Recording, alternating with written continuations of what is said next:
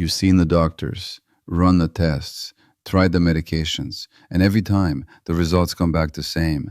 Nothing's physically wrong. But you know something is wrong. You feel it every day. The exhaustion that won't lift, the pain that moves around your body, the digestive issues that don't respond to diet changes, the racing heart that appears out of nowhere. And when the doctors can't find a cause, they say things like, it's probably stress. Have you tried relaxing? Maybe it's anxiety. And you leave feeling dismissed, crazy, like maybe you're imagining it all. But you're not imagining it, and it's not all in your head.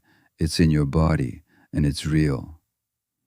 What the doctors aren't telling you, what most of them don't even know, is that many chronic symptoms that appear physical are actually neurological. Not because you're making them up, but because your nervous system, shaped by years of stress, survival, and unprocessed emotion, has learned to express what you can't say through your body. According to Dr. Gabor Maté, the body and mind are not separate. And when your nervous system is dysregulated, that is stuck in patterns formed long ago, it creates very real, very physical symptoms that no amount of medical intervention can touch. Because the problem isn't in your organs, it's in your wiring. And once you understand that, everything changes. Before we go further, let me be clear. I'm not saying your symptoms aren't real. I'm not saying they're psychosomatic in the dismissive way doctors use that word. I'm saying they're psychophysiological, which means they're created by the interaction between your psychological state and your physical body. And that's not weakness, that's neuroscience. When your nervous system is chronically activated, when it's stuck in fight, flight, or freeze, it affects every system in your body: your digestion, your immune function, your pain perception, your heart rate, your breathing. And over time, those effects become symptoms. Symptoms that are real, that are measurable, that impact your life, but symptoms that won't be healed by treating the body alone, because the source is in the nervous system. So let's talk about the signs, the patterns, the clues that what you're experiencing is rooted not in disease, but in dysregulation. Sign 1. Your symptoms move around or change over time. 1 month it's your stomach. The next month it's headaches. Then it's back pain or chest tightness or a weird sensation in your limbs that no one can explain. You go to different specialists. Each one focuses on their area, but no one can find a structural cause. And the symptoms keep shifting, like your body is trying different ways to get your attention. According to Gabor Maté, this is one of the clearest indicators that your symptoms are nervous system related, because when symptoms are caused by a specific physical injury or disease, they're usually consistent. They follow a predictable pattern.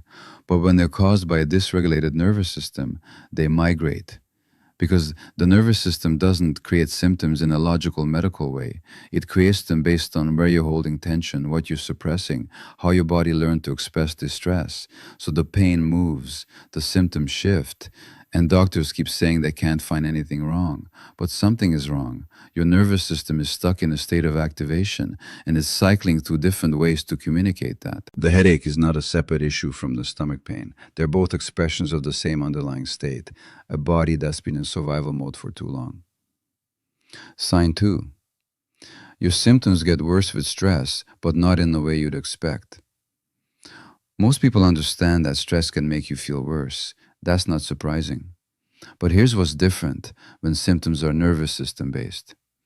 They don't just get worse during stressful events, they get worse after them. You handle the crisis fine. You push through the deadline, the confrontation, the difficult week, and then, when it's over, when you should finally be able to relax, that's when your body falls apart. You get sick, the pain intensifies, the fatigue becomes unbearable, and you don't understand why. Because the stress is over. You should be recovering. But your nervous system doesn't work that way. When you're in crisis mode, your nervous system mobilizes. It releases stress hormones. It keeps you functional. It overrides your body's need for rest because survival takes priority. But the moment the threat passes, the moment your system perceives safety, it crashes. All the suppressed exhaustion, all the accumulated tension, all the activation that's been held in check, it floods in. This is what Gabor Maté describes as the letdown effect. Your body was holding it together, and now that it doesn't have to, it's finally showing you the cost. If this pattern is familiar, if you're always getting sick on vacation, or collapsing after big projects, or falling apart the moment you have space to breathe, that's your nervous system talking. It's telling you, I've been running on empty, and I can't do this anymore. Sign 3. Your symptoms don't respond to treatments that should work. You've tried everything: physical therapy for the pain, medication for the anxiety, dietary changes for the digestive issues, and maybe some of it helps. A little, for a while. But nothing fully resolves it. Nothing gets to the root. And you start to feel hopeless, like you're the exception, the person who can't be helped. But you're not the exception. You're someone whose symptoms are being treated at the wrong level.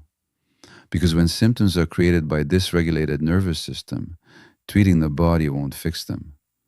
You can take all the painkillers in the world, but if your muscles are chronically tense because your nervous system is stuck in a protective state, the pain will return. You can take medication for acid reflux, but if your digestive system is shutting down because your body is in fight or flight mode, the symptoms will persist. You can do physical therapy for your back, but if the tension is being held there because you're carrying emotional weight you've never been allowed to put down, the relief will be temporary. This is what makes nervous system-based symptoms so frustrating. They look physical, they feel physical, so you treat them physically.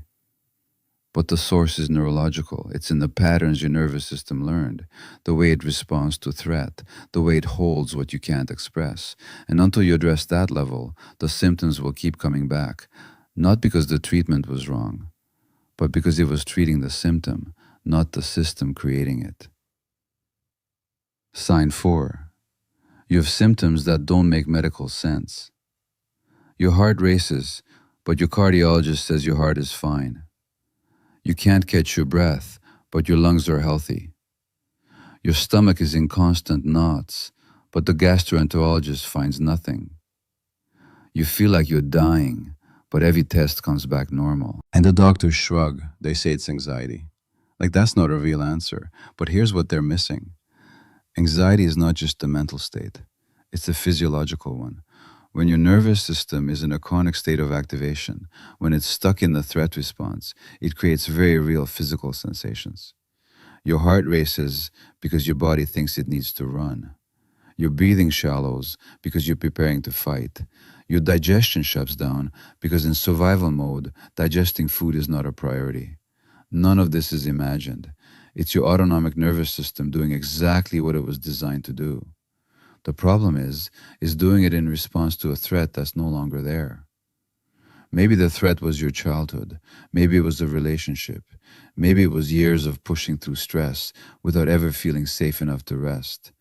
But your nervous system still carries the activation, and it expresses it through your body. Gabor Maté calls this the body's protest. When you can't say no, your body says it for you, through symptoms that force you to stop. When you can't express your needs, your body expresses them, through pain that demands attention. When you can't feel your feelings, your body feels them for you, through sensations you can't ignore. So if you have symptoms that don't make sense medically, ask a different question, not what's wrong with my body, but what is my body trying to tell me? Sign 5. You've felt this way for as long as you can remember. Most people can trace an illness or injury to a specific event, an accident, an infection, a clear before and after. But if your symptoms are nervous system based, there often isn't a clear beginning. You've just always been this way, always tired, always tense, always dealing with some version of the same issues. Maybe you were the kid with stomach aches before school, the teenager with headaches, the adult with chronic pain that no one can explain. And you've normalized it. You think this is just how your body is, that you're just more sensitive, more prone to issues, less resilient than other people. But what if it's not your body that's the problem? What if it's your nervous system that never got the safety it needed to develop regulated responses?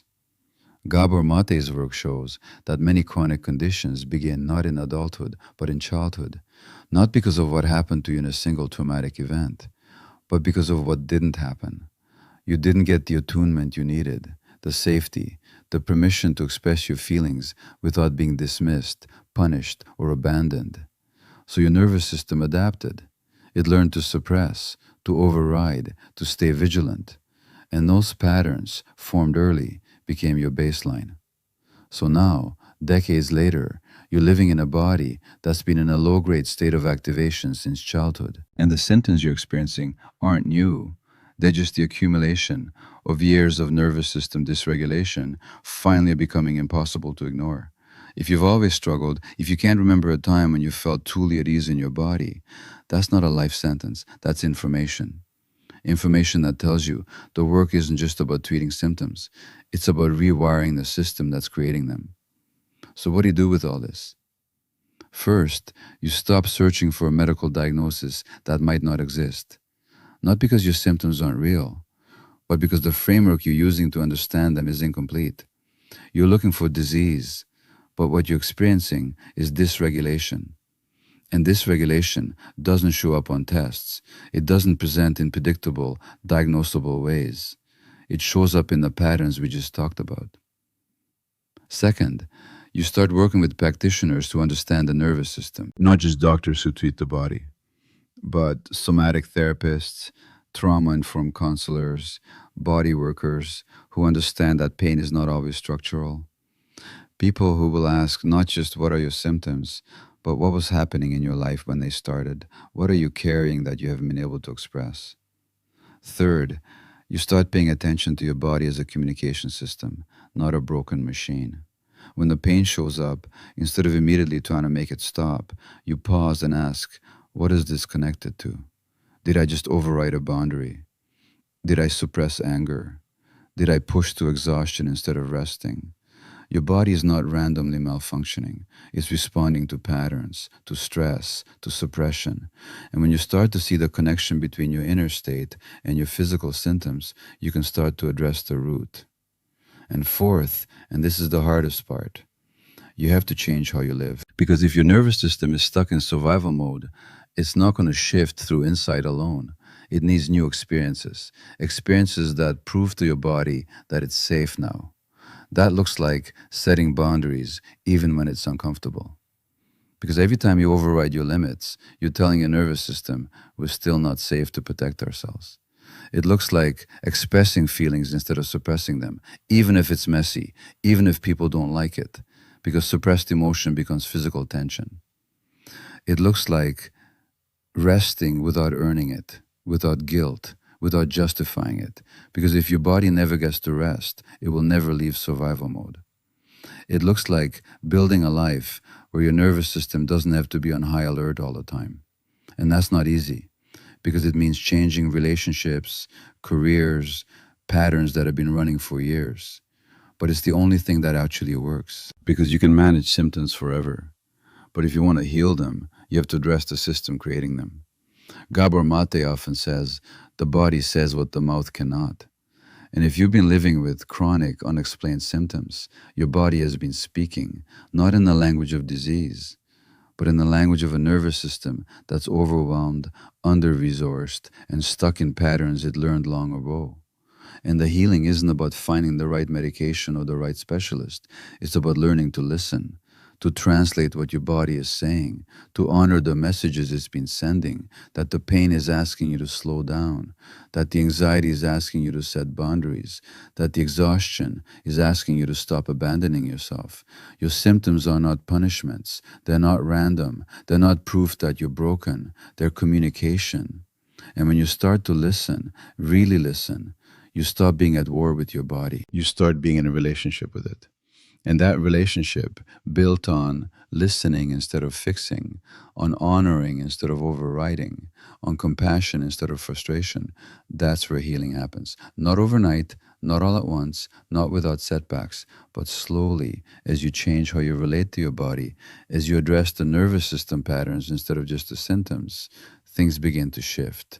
The pain becomes less constant, the symptoms less severe, the sense of being at war with your own body starts to ease, not because you finally found the right treatment, but because you finally found the right question. Not what's wrong with me, but what is my body trying to protect me from? What is it trying to tell me?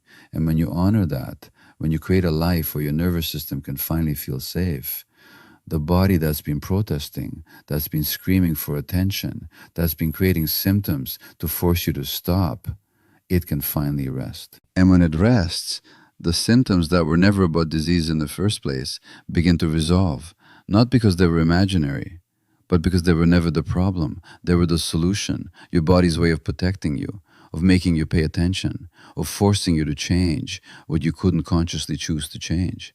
And now that you're listening, now that you're honoring what it's been trying to say, it doesn't need to shout anymore. It can finally be still. So here's my question for you. Which of these 5 signs showed up most clearly in your life?